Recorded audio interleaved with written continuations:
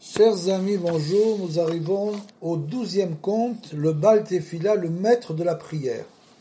Donc on va lire ce conte, c'est une lecture assez longue, parce que les derniers contes sont très longs, et donc vous pouvez les écouter par morceaux, et après nous avons un magnifique commentaire du Likutei Halachot. Nous allons commencer d'ailleurs par lire un petit peu des commentaires, juste pour se faire une idée, et après on va lire le conte. Là-bas il est écrit, le verset dit que Dieu béni soit-il possède une fournaise dans un endroit et que le feu est dans un autre endroit. Comme il est écrit dans Isaïe, telle est la parole de l'Éternel qui a son foyer à Sion et sa fournaise à Jérusalem. Et toute l'histoire fait allusion à ce chapitre. L'ordre du roi et de ses gens, c'est-à-dire, nous allons voir, il y a 10 personnages dans ce conte. Il y a le Baal Tefila et le guerrier, le grand argentier et le sage, l'orateur et l'ami fidèle, la princesse et l'enfant, le roi et la reine. Ces 10 choses ce sont les 10 choses donc qui corrigent le monde et sortent chacun de sa folie et le ramènent à la juste vérité, au Emet. Et Rabbi Nathan nous dit, Afalpi shema senora shel Baal Tefila, c'est donc une histoire absolument extraordinaire. Vezeu bechinat Tfilat betzibur, puisque lui il le rapporte dans le Orach Chaim Halachot, dans les halachot de Tfila, et ces 10 personnages sont bien sûr c'est les 10 personnes du Minyan, les 10 commandements, les 10 sfirot, etc. Ze bechinat Tfilat Tzibur, ayenu be'asara. Ki mevoir sham, shameler, imanashav, et donc c'est les 10 personnes que nous avons énumérées. Et il nous dit, ve'ine, mi sheyeshlo enaim lirot yachol avin. Bien sûr, celui qui a des yeux pour voir, il peut comprendre. Me'ad mesod ma'aseh azot. Il peut comprendre un petit peu de ce conte-là. Nogea be'inyan. Et donc, ça, bien sûr, ça touche aussi des choses de la Kabbale et du Zohar. Puisque c'est inyan mitat amelachim, ve'shvirat hakelim, ve'tikuno. C'est-à-dire de la brisure des vases, comme on l'a expliqué. La brisure des vases et de sa réparation. וכבר אמרנו כמה פעמים שכל מה שאנו מוצאים מהמעשיות הוא רק רמז בעלמא, et on l'a déjà dit que tout finalement ce qu'on va apprendre de ces contes, on va en retenir des allusions. Tout ça ce sont des allusions bien sûr, c'est-à-dire qu'il y a le niveau du pshat, de lire le conte, et le niveau du remez. Le remez, c'est que tout là-bas est écrit en allusion. Pachot, mitipa minayam, on peut en fait recevoir juste moins qu'une goutte de la mer. Afilu b'makom she'Hashem yitbarach ozenu lechavan ha'emet, même quand Hachem nous aide à essayer de comprendre la vérité. Ayenu sheze emet, ça c'est la vérité, ces contes-là représentent vraiment la vérité pure, et on essaie d'en retirer au moins les remazim, c'est-à-dire au moins les allusions. Shegam inyan ze nirmaz besod amasiot, puisque la vérité, c'est la racine de toutes ces contes, c'est d'essayer de dévoiler la vérité dans ce monde. Aval sod guf amasé, par contre, l'histoire elle-même, de comprendre cette histoire de manière précise, c'est très loin de notre compréhension. Ki gavo amaim nachal novea, parce que le fleuve jaillissant jaillit tellement haut qu'on n'arrive pas à le passer. Asherlo nuchal avor, on peut pas le traverser. On a du mal à traverser ce fleuve-là. Donc on essaie quand même d'en retirer les allusions, et bien sûr Rabbeinu Nathan ici il a quand même des très longs commentaires, un très long commentaire sur ce conte, un commentaire magnifique que nous donc étudierons dans la deuxième partie. Donc le Baal Tefila, le maître de la prière, il était une fois un Baal Tefila. Donc je vous dis ce qui est écrit. Donc c'est le Baal Tefila, c'est le maître de la prière bien sûr, qui consacrait tout son temps à la prière et au chant de louange pour le Tout-Puissant, béni soit-il. C'est donc l'Hitbod des doutes. On l'a expliqué avec Moshe Rabbeinu, quand il fait 40 années dans le désert de Midian, bon, il a aussi voyagé, il est parti, il y a des midrashim là-dessus, mais il était quand même seul pendant 40 ans, pratiquement. Donc bien sûr qu'il a fait beaucoup de Hidbod des doutes. Et c'est donc le Baal Tefila qui consacrait tout son temps à la prière et au chant de louange pour le Tout-Puissant, béni soit-il. Il s'est installé à l'écart des hommes, et il se rendait parfois dans quelques endroits habités pour faire quelques visites. Comme par exemple le Baal Shem Tov. Vous savez que le Baal Shem Tov, pendant de nombreuses années, il s'était construit une cabane dans la montagne, et il partait pendant des périodes très très longues. Il revenait de temps en temps les Shabbatot, et il était seul comme ça dans la montagne pendant de très nombreuses années de Hidbod des doutes et d'études. Donc il s'est installé à l'écart des hommes, il se rendait parfois dans quelques endroits habités pour faire quelques visites. En général, il se rendait chez des petites gens pauvres et autres. Il bavardait et parlait de la raison d'être du monde. Il disait qu'en vérité, il n'avait aucun but, si ce n'est de servir Dieu toute sa vie. Il fallait passer ses jours en prière devant le Tout-Puissant et chanter ses louanges.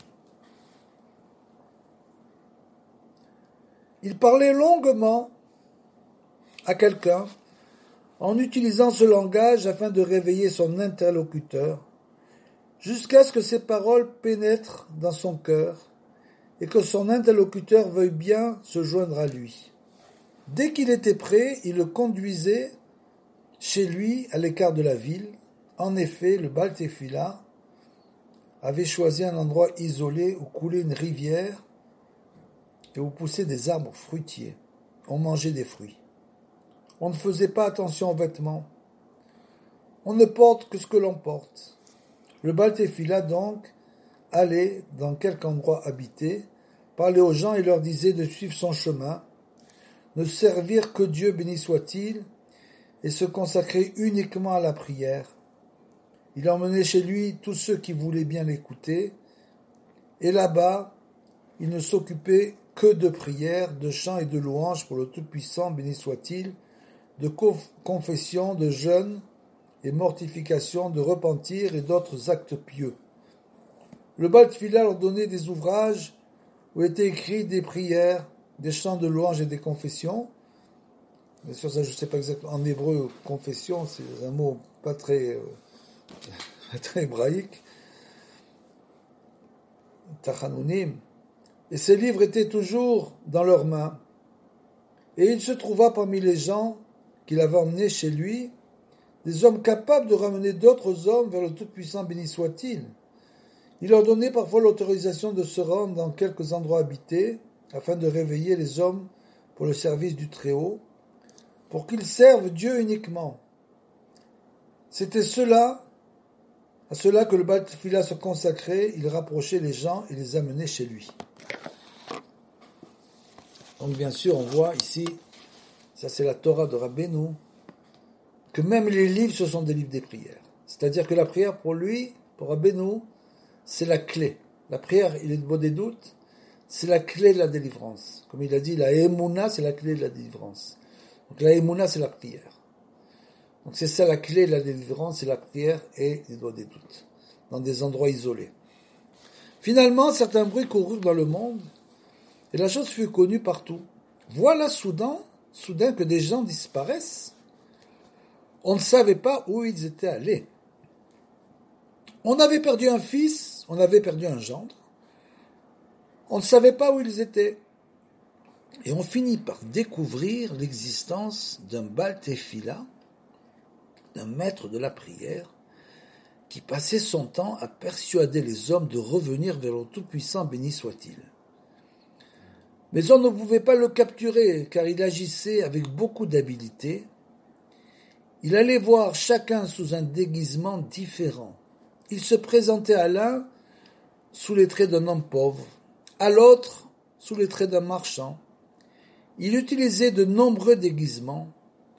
Lorsqu'il venait bavarder avec quelqu'un et qu'il se rendait compte qu'il n'arriverait pas à faire de lui ce qu'il voulait, il retournait son interlocuteur dans tous les sens grâce à ses paroles jusqu'à ce qu'il lui fût impossible de connaître ses intentions, c'est-à-dire de le rapprocher du Tout-Puissant béni soit-il.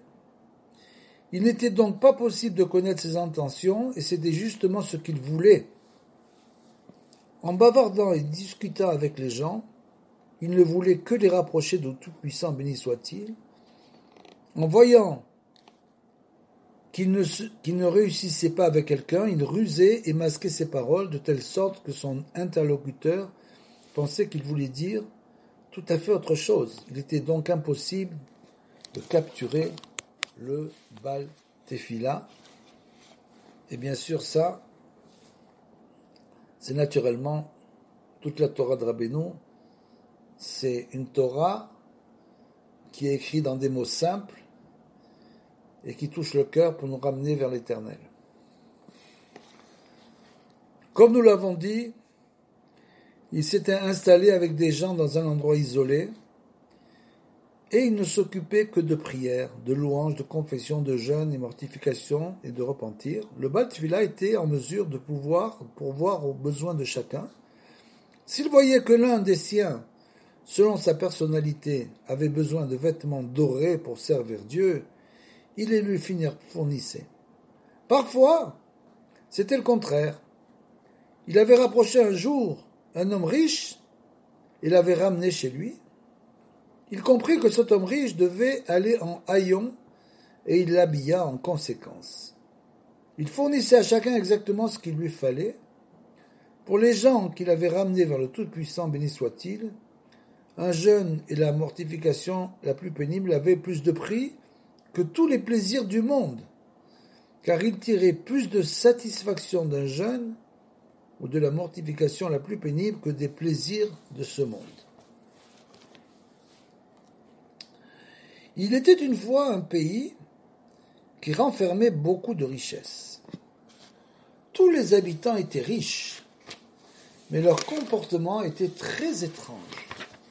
En effet, dans ce pays, tout était fonction de la richesse.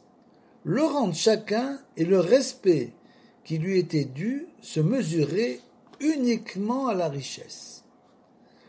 On avait convenu que celui qui avait tant et tant de milliers aurait tel rang et tel privilège, et que celui qui avait tant et tant aurait un autre rang. Ainsi, tous les privilèges étaient accordés selon l'argent que chacun possédait. Et celui qui avait de l'argent en quantité suffisante était roi. Les habitants du pays avaient aussi des étendards, et celui qui possédait telle somme d'argent avait tel étendard avec le rang, et les privilèges que lui conférait cet étendard. Celui qui avait tant d'argent avait un autre étendard, avec le rang et les privilèges lui correspondant. Tout se faisait selon la richesse. On avait fixé la somme nécessaire pour avoir tel rang et tel étendard, et pour avoir tel autre rang, tel autre étendard et tel privilège. Ainsi, le rang et les privilèges étaient en rapport avec la fortune de chacun. De même qu'on en avait convenu de la somme nécessaire pour avoir un rang et des privilèges, on avait convenu également que celui qui n'avait que tant d'argent n'était pas un homme, mais un quadrupède ou un oiseau, enfin un animal à visage humain. Il y avait ainsi des quadrupèdes et des oiseaux. Celui qui n'avait que peu d'argent était un lion. Celui qui en avait encore moins n'était qu'un oiseau. Il y avait ainsi plusieurs sortes d'animaux et d'oiseaux qui en fait étaient les hommes les peu fortunés, puisque dans ce pays l'essentiel était l'argent, et c'était l'argent qui apportait les rangs et les privilèges. Moi, je vous donne un petit conseil en passant. Celui qui a des ambitions de devenir riche, à mon avis, il vaut mieux pas qu'il lise ce conte. Parce qu'à la fin du conte, quand il aura fini de lire tout ce conte, il n'aura plus aucune envie de devenir riche. L'existence de ce pays fut connue dans le monde. Le Baal Tefila, donc le maître de la prière, soupira et déclara « Qui sait jusqu'où ces gens peuvent en venir à cause de cela ?» Certains de ces gens partirent sans son autorisation et se rendirent dans ce pays pour en faire sortir les habitants. Ils avaient pitié de ce pays qui s'était laissé égarer par la cupidité. Qui plus est, le maître de la prière avait déclaré que ses habitants risquaient de s'égarer encore plus loin. C'était pour cela que les hommes se rendaient dans le pays. Peut-être arriverait-il à détourner les habitants de leur folie. Ils entrèrent donc dans le pays et se rendirent probablement chez un homme de peu, un animal, comme il appelait dans le conte, et bavardèrent avec lui. Ils lui dirent qu'en vérité l'argent n'était pas un but. Le but essentiel était de servir Dieu. Bien sûr, parce que l'argent est un moyen. Mais l'autre ne les écouta pas, car l'idée que l'argent était l'essentiel était bien enracinée dans son esprit. Ils discutèrent avec un autre homme qui ne les écouta pas. Ils continuèrent quand même à bavarder avec lui, mais il leur répondit « Je n'ai pas le temps de continuer à bavarder avec vous. » Ils lui demandèrent pourquoi. Ils répondirent « Nous devons tous quitter ce pays et nous rendre dans un autre pays, car étant donné que pour nous l'essentiel c'est l'argent, nous avons décidé d'aller dans un pays où l'on fabrique de l'argent. On trouve dans ce pays une terre dont on fait de l'argent. Voilà pourquoi nous devons tous partir dans ce pays. » Comme les gens qui migrent pour la parnassa. Par ailleurs, les habitants du pays voulaient aussi avoir des étoiles et des constellations. Celui qui aurait une certaine somme d'argent fixée à l'avance pouvait être une étoile, car étant riche, bien sûr. Et il avait les mêmes pouvoirs que l'étoile. En effet, c'est grâce à l'étoile que l'or existe, dira Beno, puisqu'il existe une terre dont on fait de l'or. C'est l'étoile qui produit cette terre. On la découvrira peut-être un jour. Un homme riche, avec donc les pouvoirs de l'étoile, et il était ainsi une étoile. Voilà ce que disaient les habitants du pays, tellement ils étaient égarés par l'argent. Et ils voulaient aussi avoir des constellations. Si on possédait assez d'argent, comme convenu, on pouvait être une constellation. Ils se firent ainsi des anges, toujours selon la fortune, et ils finirent par décider d'avoir des dieux. Celui qui était immensément riche pouvait être un dieu. Si Dieu accordait une telle richesse à cet homme devait être un dieu. Il disait encore que l'air respiré par les autres habitants, les autres hommes, ne leur convenait pas. Ils ne pouvaient pas vivre parmi les autres hommes, car ils ne voulaient pas être souillés. Selon eux, les autres hommes étaient impurs. Ils décidèrent donc de trouver des hautes montagnes, les plus hautes montagnes, et de s'y établir, pour être plus haut que le reste du monde. Des hommes furent envoyés à la recherche de ces montagnes avec succès. Tous les habitants partirent s'installer sur les hautes montagnes. Un groupe de gens s'installa sur une montagne, fonda une ville, et un autre groupe s'installa sur une autre montagne, et ainsi de suite. Autour de la montagne, ils établirent des défenses, ils creusèrent d'énormes fossés, afin que nul ne pût pénétrer dans le pays. Il ne resta plus qu'un chemin caché pour accéder à la montagne. Personne ne pouvait s'approcher d'eux. Des fortifications furent établies sur toutes les montagnes. Ils postèrent des gardes loin des montagnes afin que personne ne pût s'approcher. Ils s'installèrent donc sur les montagnes et ils avaient toujours la conduite qu'ils avaient adoptée auparavant et ils avaient beaucoup de dieux selon leur richesse puisque pour eux l'essentiel était l'argent, comme nous l'avons dit plus haut.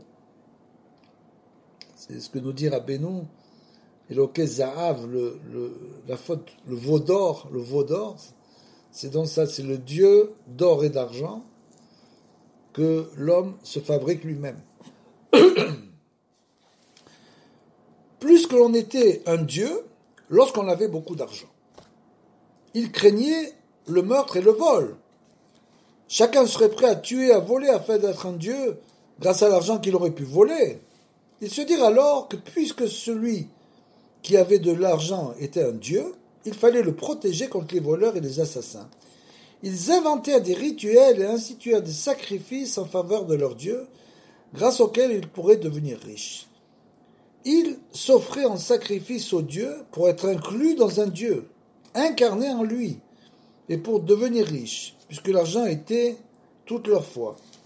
Ils accomplissaient certains rites, offraient des sacrifices et faisaient des fumigations d'encens et servaient ainsi leur Dieu, c'est-à-dire les hommes très riches bien sûr. Malgré cela, le pays était sans nul doute plein de vols et de meurtres. Celui qui ne croyait pas au rituel qu'ils avaient instauré donc pour empêcher les gens les meurtriers de tuer en les tuant eux-mêmes. Celui qui ne croyait pas au rituel devenait meurtrier, voleur pour avoir de l'argent. L'essentiel c'était l'argent, puisqu'il permettrait de tout acheter, manger, se vêtir, tout ce qui est nécessaire pour qu'un homme vive s'obtenait grâce à l'argent, selon leur raisonnement délirant. L'essentiel c'était l'argent, et c'était toute leur foi.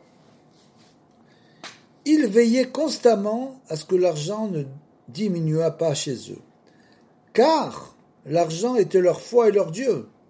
Au contraire, il fallait veiller à importer de l'argent d'autres pays. Des marchands partaient faire du commerce à l'étranger pour gagner plus d'argent et le rapporter dans le pays. Chez eux, la charité était interdite. En effet, comment pouvait-on jeter par la fenêtre l'argent que Dieu vous a donné? L'essentiel n'était-il pas l'argent? Allait-on s'en débarrasser? Il était donc interdit de faire de la charité. D'autre part, on avait nommé des responsables chargés de veiller à ce que chacun eût bien l'argent qu'il prétendait avoir.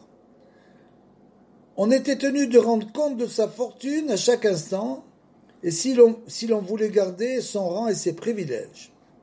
Tous les gens riches, dieux, étoiles, anges, étaient constamment surveillés, et l'on s'assurait qu'ils possédaient bien la fortune permettant d'être légalement un dieu, une étoile ou un ange. Parfois, un animal devenait un homme. Un animal, bien sûr, c'est celui qui n'avait rien, considéré comme un animal, devenait un homme, et un homme cessait d'être un homme, parce qu'il n'avait plus d'argent. C'est malheureusement une très très grande allusion à la société occidentale. Et le contraire était vrai, quelqu'un qui gagnait de l'argent et d'animal, il devenait homme. Il en était ainsi de tous les niveaux, puisque tout reposait sur l'argent. Il arrivait même que quelqu'un cessât d'être un dieu, ayant perdu tout son argent. Il avait des images et des portraits des dieux, ceux qui avaient donc beaucoup d'argent. Ils avaient des images et des portraits des dieux. Chacun avait chez lui un portrait qu'il étreignait et embrassait, car l'argent était toute leur foi. Les hommes du maître de la prière, qui étaient partis dans ce pays, rentrèrent chez eux. Ils parlèrent au maître de la prière de la folie, des égarements et des erreurs dues à la cupidité qui régnait dans ce pays. Ils lui parlèrent aussi de la volonté des habitants de se rendre dans un autre pays où l'on fabriquait de l'argent.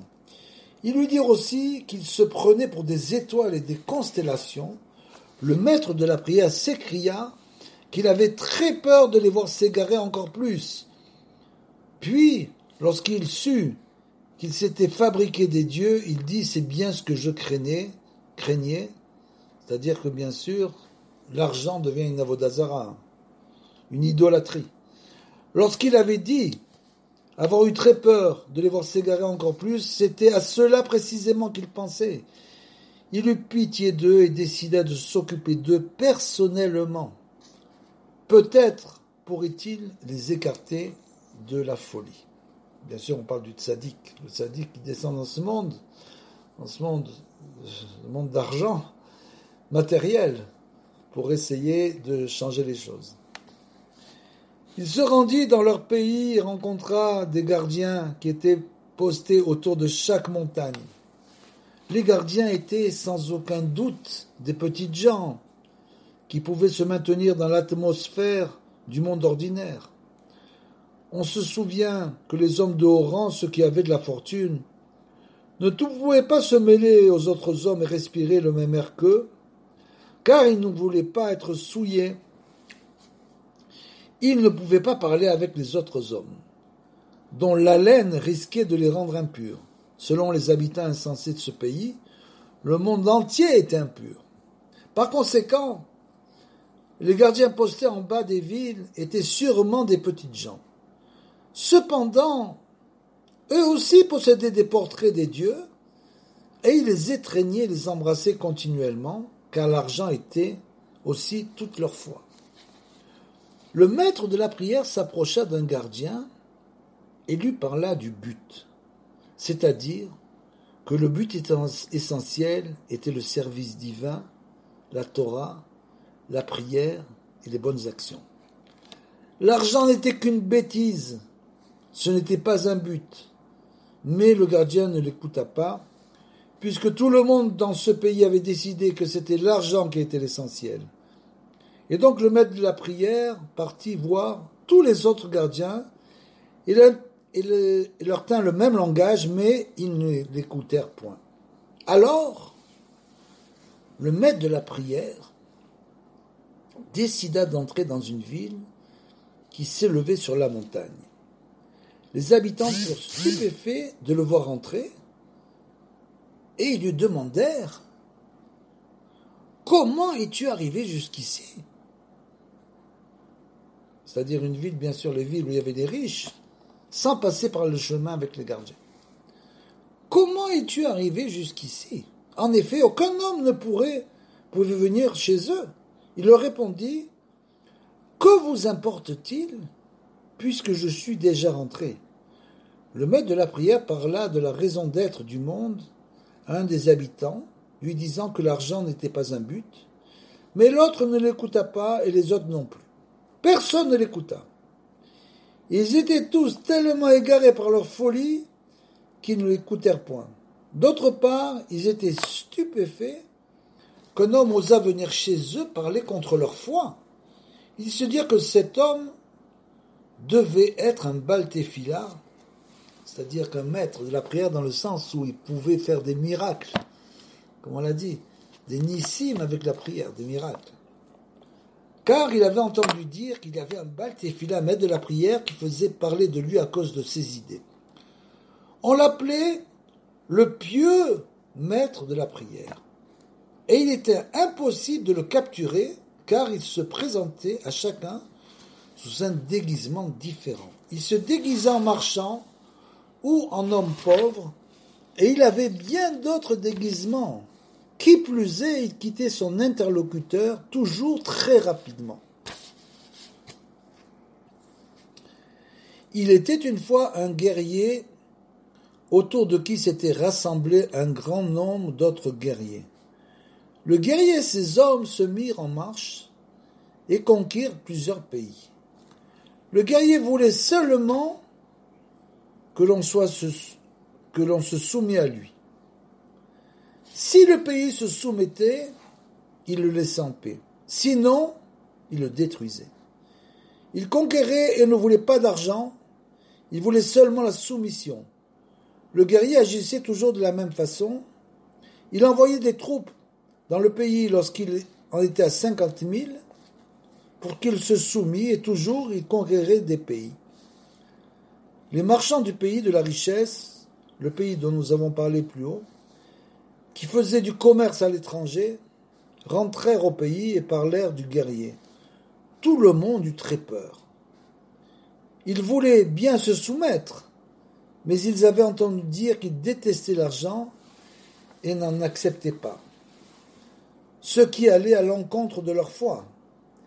Ils ne pouvaient donc pas se soumettre à lui, car cela eût été pour eux comme se convertir lorsqu'ils ne croyaient pas en leur foi, qui était l'argent.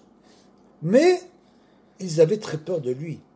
Ils firent plusieurs cérémonies et apportèrent des sacrifices à leurs dieux, ceux qui avaient beaucoup d'argent, donc, à ceux qui avaient beaucoup d'argent, bien sûr, les dieux.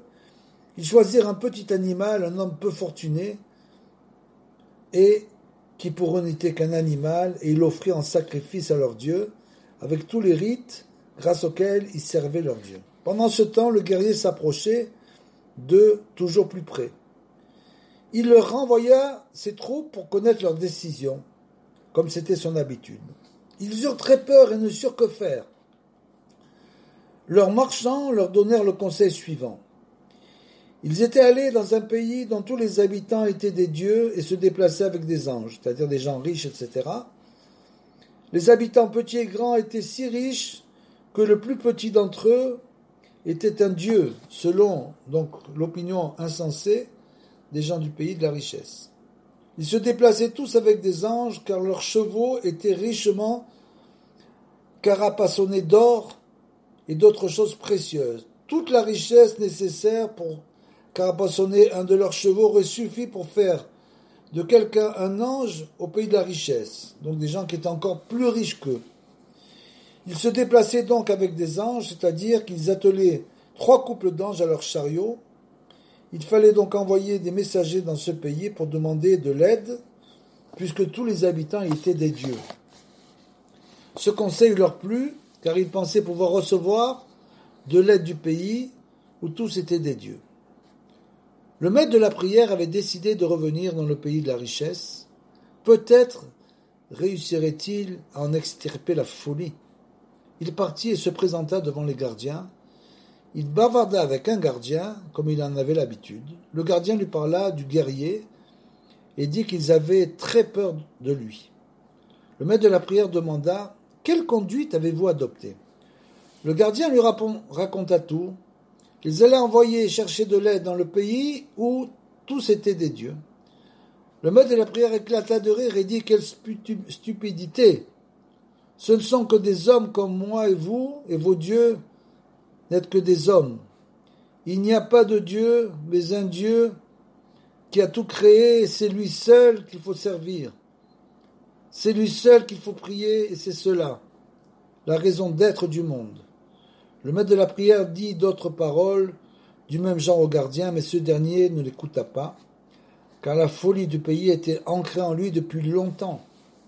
Mais le maître de la prière continua à bavarder avec lui longuement, jusqu'à ce que le gardien lui réponde enfin « Mais que puis-je faire ? Je ne suis qu'un simple homme. » Mais c'était déjà un semblant de teshuva. Car le premier discours du maître de la prière s'était ajouté à celui qu'il venait de faire, jusqu'à faire quelque impression. En effet, la réponse du gardien montrait que les paroles du maître de la prière avaient commencé à se frayer un chemin dans son cœur. Le maître de la prière partit voir un autre gardien, il lui tint le même discours, comme c'était son habitude. Au début, le gardien n'écouta pas, mais il finit par faire la même réponse que l'autre. « Je ne suis qu'un simple homme !» Et ainsi, tous les gardiens firent la même réponse au maître de la prière. Puis le maître de la prière entra en ville et commença à bavarder comme il en avait l'habitude. Ils étaient tous dans l'erreur, l'argent n'était pas un but, le but principal était s'occuper de Torah, de prière, etc. Ils n'écoutèrent pas, car ils étaient enracinés dans la cupidité depuis longtemps. Ils lui parlèrent du guerrier et dirent qu'ils avaient allé demander de l'aide au pays où tous étaient des dieux. Il se moqua d'eux en disant « Sornettes, ce ne sont que des hommes, ils ne pourront pas vous aider, car vous êtes des hommes, et ils sont des hommes aussi, pas des dieux, il n'y a qu'un Dieu, béni soit-il. » Et au sujet du guerrier, il s'écria, comme quelqu'un s'étonne à propos d'un homme qu'il connaît, « N'est-ce pas le guerrier ?» En fait, n'est-ce pas ce guerrier que je connais ? Ils ne comprirent pas ce qu'il voulait dire. Et il allait de l'un à l'autre, tenant à chacun le même discours à propos du guerrier, et disait « N'est-ce pas le guerrier ?» Et ils ne comprenaient pas ces paroles. Pendant ce temps, la rumeur courait en ville. Quelqu'un parlait et se moquait de leur foi, disant qu'il n'y avait qu'un Dieu unique, Dieu béni soit-il. Et à propos du guerrier, il disait, n'est-ce pas le guerrier? Ils comprirent qu'il devait s'agir du Baal Tefila, du maître de la prière, qu'ils connaissaient déjà, comme nous l'avons vu plus haut. On donna l'ordre de le rechercher et de le capturer, bien qu'il se déguisât souvent. On savait que le maître de la prière changeait tout le temps de déguisement et on ordonna de faire une enquête afin de pouvoir le capturer. On le rechercha et on le captura. Il fut amené devant les anciens qui parlèrent avec lui. Il leur tint le même discours qu'aux autres. Vous êtes tous dans l'erreur et vous êtes stupides. L'argent n'est pas un but, vraiment pas. Il n'y a qu'un Dieu unique, béni soit-il, le Créateur, que son nom soit béni, qui a tout créé, c'est lui seul qu'il faut servir. L'argent n'est qu'une folie. Quant au pays dont vous nous dites qu'il est habité par des dieux, il ne vous sera d'aucune aide, car ses habitants ne sont que des hommes, et vous êtes, vous tous aussi, des hommes. Ils crurent qu'il était fou. Ils étaient tous tellement enfoncés dans leur cupidité et leur bêtise que quiconque disait du mal de leur folie passait pour un fou. Ils lui demandèrent « Qu'as-tu dit au sujet du guerrier? N'est-ce pas le guerrier ?» Il leur répondit « J'étais chez un roi qui perdit son guerrier. Et si c'est ce guerrier, je le connais. Par ailleurs, si vous voulez être dépendant du pays dont les habitants sont à vous entendre des dieux, vous faites une grande bêtise, car ce pays ne vous sera d'aucune aide. Au contraire, si vous vous appuyez sur lui, il précipitera votre perte. » Ils lui demandèrent « Comment le sais-tu » Il répondit « Le roi chez qui j'étais possédait une main. Je veux dire qu'il possédait quelque chose qui ressemblait à une main, avec 5 doigts, et ses lignes et ses linéaments, les lignes de la main. Cette main était la carte du monde, et tout ce qui existait depuis les cieux et la terre furent créés jusqu'à la fin des temps, ainsi que tout ce qu'il y aura après était représenté sur cette main. En effet, grâce aux lignes de la main de cette main étaient représentés tous les mondes, leur position et leurs moindres détails. Tout se trouverait représenté dans cette main comme sur une carte. Tous les mondes étaient représentés grâce aux lignes de la main, et sur chaque ligne, il y avait quelque chose qui ressemblait à des lettres, comme sur une carte. Il y a des signes à côté de chaque détail pour que l'on sache ce que c'est, pour que l'on sache que ceci est une ville, ceci une rivière, et ainsi de suite. Les lignes de la main dessinent tous les signes et ressemblent à des lettres. Chaque signe est placé à côté de chaque détail représenté sur la main, afin que l'on sache quel détail est représenté. Chaque pays, chaque ville, tous les fleuves et tous les points, toutes les montagnes et tout ce qui s'y trouve dans le monde, tout est représenté sur cette main grâce aux lignes de la main. Et à côté de chaque chose se trouve une lettre indiquant ce qu'est chaque chose. Tous les hommes de tous les pays et tout ce qui leur est arrivé étaient représentés sur cette main. Même les chemins qui mènent d'un pays à l'autre, d'un endroit à l'autre, y étaient représentés.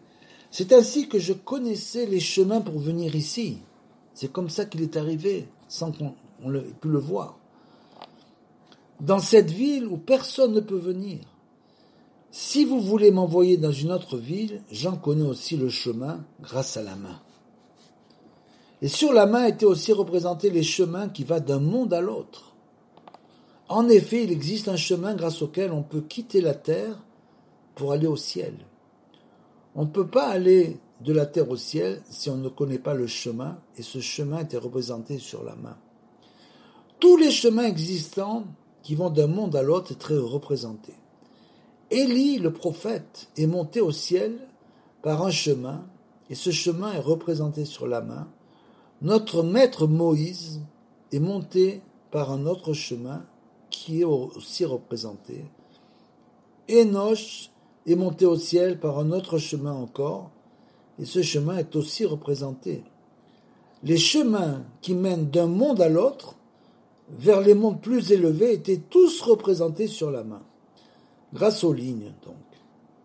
Tout était représenté sur la main, toutes les choses qui existaient à la création du monde, telles qu'elles sont maintenant et ce qu'elles deviendront étaient représentées. Par exemple, Sodome était représentée telle qu'elle était avant d'être détruite, elle était aussi représentée telle qu'elle était au moment de sa destruction et telle qu'elle est maintenant après sa destruction. Sur la main était représenté ce qui fut, ce qui est et ce qui sera. Et sur cette main, j'ai vu que le pays de ses habitants, dont vous pensez qu'ils sont des dieux, seront détruits avec ceux qui cherchent leur aide. Ils en restèrent stupéfaits, car ils voyaient que tout cela était vrai. Sur une carte toute représentée, ils comprirent que ces paroles étaient vraies, car on n'invente pas une pareille histoire. On comprend qu'avec 2 lignes de la main, il soit possible de dessiner une lettre, et ils se rendirent compte qu'ils n'avaient pas inventé toute son histoire. Ils furent stupéfaits et demandèrent « Où se trouve le roi ? Peut-être pourra-t-il nous indiquer comment trouver de l'argent ?» Bien sûr, il n'avait que ça dans la tête. Il leur répondit, à la fois étonné et en colère. « Encore de l'argent ? Il n'en est pas question. » Ils lui demandèrent « Quand bien même, dis-nous où est le roi ?» Il leur répondit « Je ne sais pas où est le roi, voici l'histoire. » Il était une fois, donc c'est l'histoire qu'il raconte maintenant. Il était une fois un roi et une reine qui avaient une fille unique. Vint le moment où il fallut la marier, on désigna des conseillers pour déterminer à qui la donner en mariage. Et j'étais un de ces conseillers, car le roi m'aimait bien. À mon avis, il fallait donner la princesse au guerrier, car il nous avait grandement favorisés en conquérant de nombreux pays. La princesse lui revenait donc comme femme à juste titre. Mes paroles plurent, et tous furent d'accord. La joie fut grande, parce qu'on avait trouvé un époux pour la princesse. On maria donc la princesse au guerrier.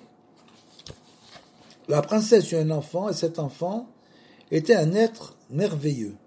Sa beauté n'appartenait pas à aucun homme, ses cheveux étaient d'or et de toutes les nuances. Son visage était comme le soleil, ses yeux étaient d'autres luminaires. L'enfant était né doué d'une sagesse parfaite. Dès sa naissance, on avait remarqué qu'il était très intelligent. En effet, l'on parlait, il riait là où il fallait rire, et ainsi de suite. On avait reconnu en lui un grand sage, bien qu'il n'ait pas les comportements d'un adulte, il ne savait pas parler, ni faire d'autre chose. Mais on avait aussitôt reconnu en lui un grand sage. Le roi avait un orateur qui savait proférer de belles paroles, tourner de beaux discours, composer de beaux poèmes et chanter les louanges du roi. Bien que l'orateur fût déjà un grand orateur, le roi lui avait montré le chemin pour acquérir l'art véritable de la véritable éloquence. Et c'est grâce à cela qu'il était devenu un orateur extraordinaire. Le roi avait aussi un sage qui avait été un grand sage, mais le roi lui avait indiqué le chemin pour acquérir la véritable sagesse, et grâce à cela, il était devenu un sage extraordinaire. Il en était de même pour le guerrier. Il avait été un guerrier, mais le roi lui avait montré le chemin pour acquérir la force, et grâce à laquelle il était devenu un grand guerrier. En effet, il avait une épée suspendue en l'air. L'épée avait 3 pouvoirs. Lorsqu'on la brandit, les officiers de l'armée s'enfuient et les ennemis sont défaits, car lorsque les officiers s'enfuient, il ne reste plus personne pour mener la guerre et les ennemis sont défaits. Et l'épée a 2 tranchants qui ont 2 pouvoirs. Grâce au premier tranchant, tous tombent. Grâce à l'autre, il attrape la physie, c'est une maladie. Ils maigrissent et leur chair tombe, tout comme sur la physie, dans cette maladie, que Dieu nous en protège. Tout cela arrive aux ennemis en un seul coup d'épée. Un coup du premier tranchant les défait Un coup du deuxième tranchant leur fait attraper cette maladie. Le roi avait montré aux guerriers le chemin qui menait à l'épée, et c'est là que le guerrier tirait sa force. Le roi m'avait montré le chemin me permettant d'acquérir mes qualités, et j'avais pris ce dont j'ai besoin. Bien sûr, le roi, c'est Hachem. Hachem qui montre le chemin à chacun de ce qu'il doit faire dans ce monde. Le roi avait encore un ami fidèle qui aimait le roi d'un grand amour. Ils s'aimaient tellement qu'ils ne pouvaient pas se quitter un instant. Or, il est des moments où l'on ne peut rester ensemble. Ils firent des portraits représentant leurs deux visages. Lorsqu'il leur était impossible de se voir, ils se réjouissaient grâce aux portraits. Ces portraits représentaient l'amour du roi et de l'ami fidèle, et comment ils s'étreignaient et s'embrassaient avec amour. Les portraits avaient une vertu. Lorsqu'on regardait les visages, on ressentait beaucoup d'amour, c'est-à-dire qu'on recevait la qualité d'amour. Et l'ami fidèle avait aussi acquis son amour, où le roi lui l'avait indiqué. Il y eut un moment où chacun dut se rendre à l'endroit d'où il prenait la force de ses qualités.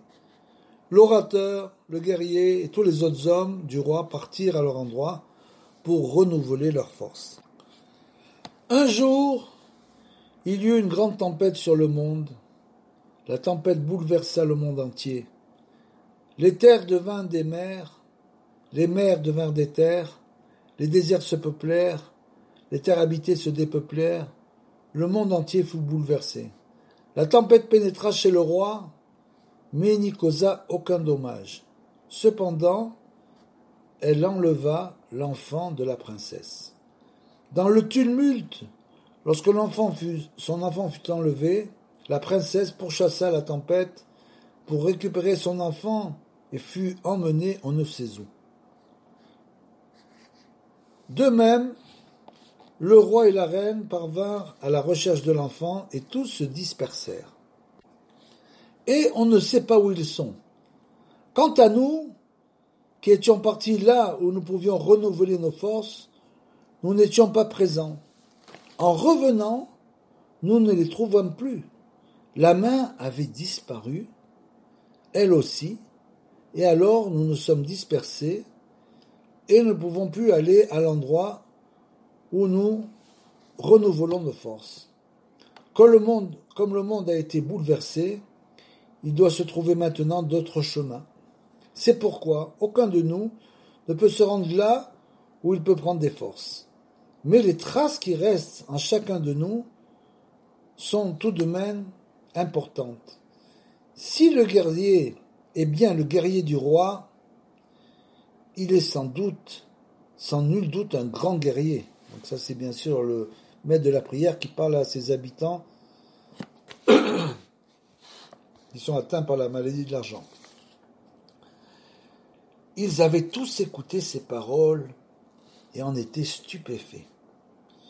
Ils gardèrent le maître de prière auprès d'eux et ne voulurent pas le laisser partir, car il était possible que le guerrier qui venait vers eux fût celui dont que le maître de la prière connaissait. Et le guerrier se rapprochait de plus en plus de pays, et il envoyait ses troupes. Il entra dans le pays et campa en bas de la ville.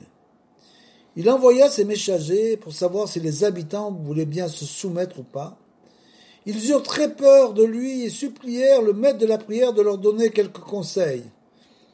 Le maître de la prière leur dit « Il faut faire une enquête sur lui pour savoir si c'est bien le guerrier du roi. » Le maître de la prière sortit de la ville pour aller rendre visite au guerrier. Il rencontra ces hommes et se mit à bavarder avec l'un d'eux afin de savoir si le guerrier était bien celui qu'il connaissait. Il lui demanda « Quels ont été tes faits d'armes? Comment es-tu venu à en accompagner le guerrier ?» L'autre répondit « Voici ce qu'on rapporte dans les chroniques. Un jour, il y eut une tempête sur le monde. La tempête bouleversa le monde entier. Les terres devinrent des mers, les mers devinrent des terres, les déserts se peuplèrent, les endroits habités se dépeuplèrent. Le monde entier fut bouleversé. Lorsque le tumulte cessa, les hommes décidèrent de se trouver un roi. Ils réfléchirent pour savoir qui méritait de régner sur eux. Ils arrivèrent à la conclusion que l'essentiel était le principe directeur. Par conséquent, l'homme qui représentait le plus ce principe serait roi. Puis ils réfléchirent à ce qu'était le principe. Les uns disaient que c'était le respect, car on voyait bien que le respect était le principe du monde. Si on ne respecte pas un homme, si on dit des paroles malveillantes à son égard, le sang coule. Dans le monde entier, l'essentiel est le respect. On insiste même sur le respect dû aux morts après la mort. On fait honneur aux morts, on l'enterre, et tout et tout.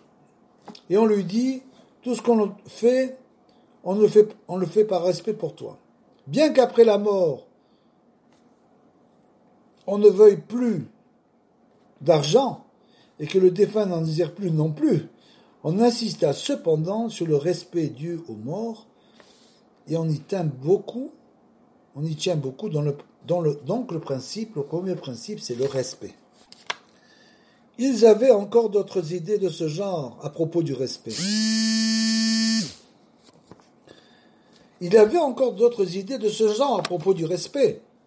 Comme c'était le principe, ils devaient chercher un homme estimable qui ne rechercherait que le respect. Si un homme a de l'importance, recherche continuellement le respect et obéit à sa nature, qui est le pouvoir, qui est de vouloir le respect, alors il ne se préoccupe que de cela, il ne cherche que ce but et il l'atteint, car le respect est le principe. Un tel homme devait donc être roi. Telle était leur idée erronée, car ils avaient d'autres idées du même genre, qui les égaraient complètement. Le principe était le respect. Le respect, bien sûr, c'est le kavod. Quand on parle du respect, c'est la traduction du kavod, dans le sens de kavod, dans le sens d'orgueil. C'est-à-dire jusqu'où l'orgueil peut mener. Donc, il y a un côté de respect des gens, mais qui est positif, mais d'un autre côté, bien sûr, de ne pas tomber dans l'orgueil. C'est pour ça qu'il nous dit que telle était leur idée erronée, ils avaient d'autres idées du même genre qui les égaraient complètement. Le principe était le respect, l'orgueil, donc le kavod. Les autres opinions étaient tout aussi stupides. Ils se mirent donc à la recherche de cet homme. En route, ils croisèrent un cortège, celui d'un vieux mendiant tzigan, accompagné d'au moins 500 autres tziganes. Le vieux était aveugle, infirme et muet. Tous les gens qui l'accompagnaient étaient de sa famille, car il avait des sœurs et des frères qui avaient toute une progéniture. Tous les suivaient et le portaient. Le vieux mendiant insistait beaucoup sur le respect qui lui était dû, car il était très irascible. Il était toujours en colère contre eux et donnait toujours l'ordre à d'autres de le porter. Il était constamment après eux. Il était évident que le vieux était un homme important, car on le respectait beaucoup. Il ne recherchait que cela, et il était très strict quant aux égards auxquels il avait droit. C'est pourquoi le mendiant leur plut, et le choisirent pour un roi. Et le payer aussi entre lignes de compte. Car il existe un pays qui compte et qui est une panacée pour le respect, de même qu'il existe un pays qui est une panacée pour une autre qualité. C'est pourquoi la secte de ceux qui pensaient que le principe c'était le respect chercha le pays adéquat. Ils trouvèrent ce pays et s'y installèrent. D'autres pensaient que ce n'était pas le respect qui était le principe, mais le meurtre. En effet, on voit que tout ce qui existe dans le monde est appelé à disparaître. L'herbe, tous les fruits, les hommes et tout ce qui existe, tout est appelé à ne plus être. Par conséquent, le principe de chaque chose est qu'elle soit détruite. C'est pourquoi un meurtrier qui tue et détruit les hommes amène le monde à son but final. Et ils s'est pensé ainsi que le meurtre était le principe. Ils cherchèrent donc un homme qui fait un meurtrier colérique et vengeur. Selon leurs opinions erronées, cet homme obéissait au principe et méritait d'être roi. Ils partirent à sa recherche et entendirent un cri. Ils demandèrent qui crie ainsi. On leur répondit que quelqu'un venait de tuer père et mère. Ils s'écrièrent où se trouve donc ce meurtrier qui ait le cœur assez fort et soit assez colérique au point de tuer père et mère. Cet homme avait agi donc selon leur principe et leur plus. Ils le prirent pour roi et cherchèrent un pays susceptible de répondre à leurs aspirations. Ils choisirent un endroit niché entre deux montagnes et où se trouvaient des meurtriers et s'y installèrent avec leur roi. D'autres disaient que mériterait d'être le roi l'homme qui avait beaucoup à manger et qui ne mangeait pas la nourriture de commun des mortels, mais seulement des nourritures délicates. Parce que là, on est en train de parler de toutes les tavot, donc l'orgueil, le kavod. Après, on est passé par le meurtre, c'est donc la colère. Et là, maintenant, c'est la tavot ochel, comme l'explique Rabbeinu. Cet homme méritait d'être le roi. Ils ne trouvèrent pas tout de suite un homme qui ne mangeât que des nourritures délicates. Ils choisirent un homme riche qui avait beaucoup à manger et dont la nourriture était quelque peu délicate. En attendant de trouver cet homme, à leur convenance. Ils prirent donc l'homme riche pour roi en attendant de trouver ce qu'ils désiraient. L'homme riche serait alors destitué et l'autre deviendrait roi. Ils choisirent un pays, selon leur désir et partirent s'y installer. D'autres encore disaient qu'une belle femme était à même d'être roi, car le principe est que le monde soit peuplé. C'est pour cela qu'il a été créé, une belle femme provoque le désir, qui fait que la population augmente. Par conséquent, elle mène le monde suivant le principe. Donc, une belle femme méritait d'être roi. Ils choisirent une belle femme, qui furent le roi. Ils cherchèrent le pays adéquat et partirent s'y installer. Donc là, nous continuons bien sûr les chroniques, c'est-à-dire quand le Baal Tefila est allé s'enseigner pour savoir si c'était le véritable guerrier, alors ses serviteurs lui ont commencé à lui raconter toute cette histoire, comment finalement il va arriver au Baal Tefila. Donc c'est les chroniques, nous continuons. Donc d'autres disaient que le principe c'était la parole. En effet, la seule différence entre l'homme et la bête, c'est la parole. Car grâce à elle, l'homme se hisse au-dessus de la bête. La parole est donc le principe. Ils cherchèrent un orateur qui fût éloquent et qui connût beaucoup de langues. Il devait être capable de parler continuellement et obéissait au principe. Ils partirent et rencontrèrent un Français fou qui errait et parlait tout seul. Ils lui demandèrent s'il connaissait les langues. Il savait beaucoup de langues. D'après leur folie, cet homme obéissait au principe, sans aucun doute, puisqu'il connaissait beaucoup de langues et parlait bien et beaucoup. Qui plus est, donc c'est peut-être notre tikkun à nous, plus important, et qui plus est, il parlait tout seul. Ils le trouvèrent donc à leur goût, et ils le prirent pour roi. Ils choisirent le pays adéquat et partirent s'y installer avec le roi. Il était évident qu'il les conduisait dans la bonne voie. D'autres pensaient que le principe, c'était la joie. Lorsqu'un enfant naît, on est joyeux. Lorsqu'il y a un mariage, on est joyeux. Lorsqu'un pays est conquis, on est joyeux. Par conséquent, le principe de toute chose, c'est la joie. Ils cherchèrent donc un homme qui fût toujours joyeux, car il obéirait au principe et leur conviendrait comme roi. Ils partirent à sa recherche et rencontrèrent un gentil en haillons qui tenait une bouteille d'alcool à la main. Beaucoup de gentils le suivaient. Le gentil était très gai car il était complètement ivre. Ils virent qu'il était joyeux et sans souci, il leur plut beaucoup, car il obéissait au principe qui était la joie, ils le prirent pour roi, et les conduisit sans aucun doute dans la bonne voie.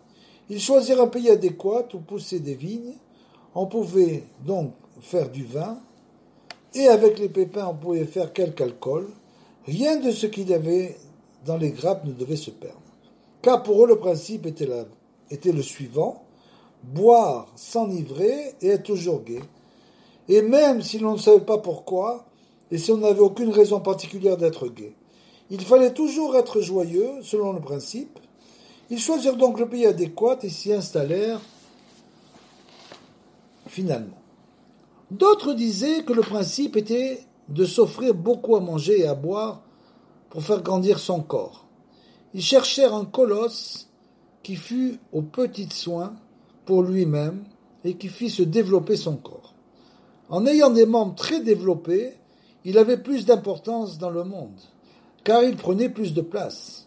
Il se rapprochait donc du principe qui consistait à développer son corps. Il était donc à même d'être roi. Ils partirent et rencontrèrent un homme grand comme une anguille. Il leur plut parce qu'il avait les membres très longs et correspondait au principe. Ils le prirent pour roi et cherchèrent un pays adéquat et ils partirent s'y installer. Il y avait encore une autre secte. Ils disaient que le principe, ce n'était pas toutes ces choses. Le vrai principe consistait à se consacrer à la prière.